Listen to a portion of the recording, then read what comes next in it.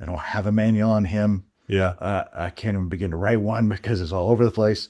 My daughter, the jury's still out, but like I do have a direct conduit to that kid.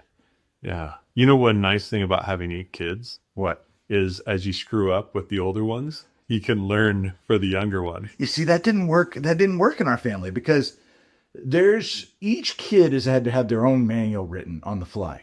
Okay. The first one, and everybody, their first child is going to be that way.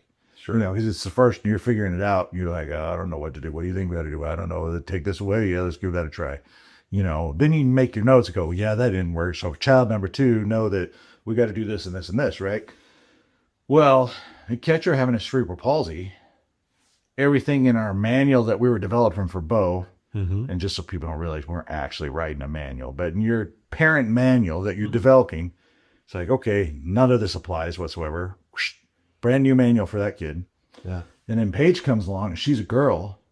Well, there's no carryover parenting on her either. So like 3 kids, 3 distinct different manuals. So if you'd had 6 or maybe 8, maybe you'd get a Maybe there could be some copy and paste. Yeah. Well, how did you find out about what was the first time you went, we might need to pursue finding out more about number 2? With catcher,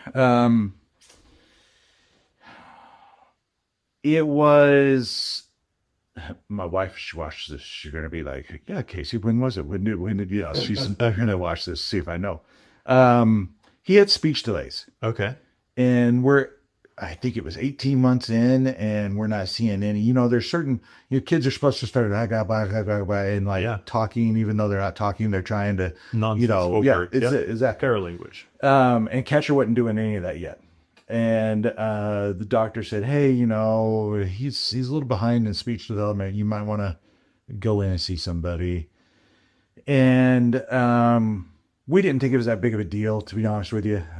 Liz had a brother who didn't talk until later, and then Josh, my brother, didn't talk forever. And then when he finally started talking, it was full sentences. It was just like, okay, I'm ready to talk now, type of thing. So, it wasn't alarms and stuff going off for us. But then at 2 years and even 2.5 years, I think it was about the 2.5 year mark, somewhere in between there.